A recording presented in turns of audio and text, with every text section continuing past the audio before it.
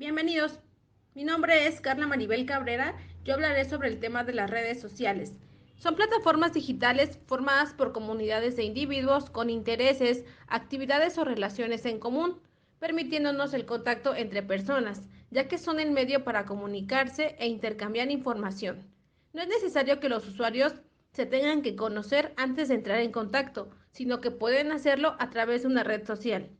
Y ese es uno de los mayores beneficios de las comunidades virtuales. Se clasifican en dos. Tenemos a las redes sociales horizontales o genéricas, que son aquellas que no poseen una temática determinada, sino que apuntan a todo tipo de usuarios. Estas redes funcionan como medios de comunicación, información o entretenimiento. Son muy numerosas y populares. Un ejemplo claro es Facebook y Twitter. Las redes sociales verticales son aquellas redes sociales que relacionan personas con intereses específicos en común, como la música o los deportes. Por ejemplo, Flickr es una red social cuya temática es la fotografía. Para ingresar en una red social debemos rellenar un cuestionario con datos personales, básicos, y así obtendremos un nombre de usuario y una contraseña que nos permitirán el ingreso de manera privada a nuestra red. Algunas características de las redes sociales es que están formadas por una comunidad virtual.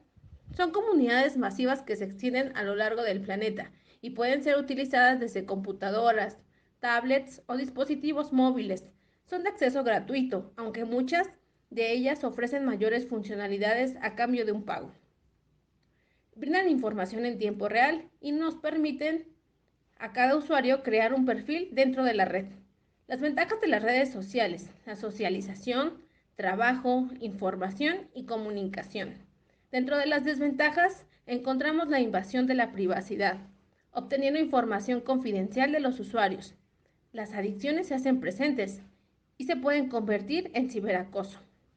Ahora, en el ámbito educativo, la escuela tiene la responsabilidad de enseñar a los alumnos a convivir en las redes y en Internet, a fomentar la publicación de trabajos escolares que favorecerán la imagen y la identidad digital de los alumnos.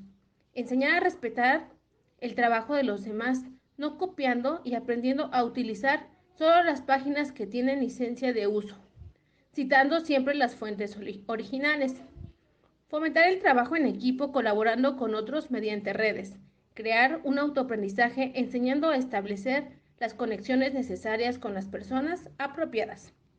Las ventajas que pueden aportar una red social a los alumnos con los docentes son el acercamiento profesor-alumno, el incremento de la comunicación, facilita el aprendizaje al tener un espacio en común, incrementa la eficacia en el uso de las TIC, facilita la coordinación del trabajo. En conclusión, las redes sociales en educación se pueden usar siempre y cuando sean supervisadas por el docente, ya sea para la creación de un blog como para usarlas concretamente en alguna asignatura.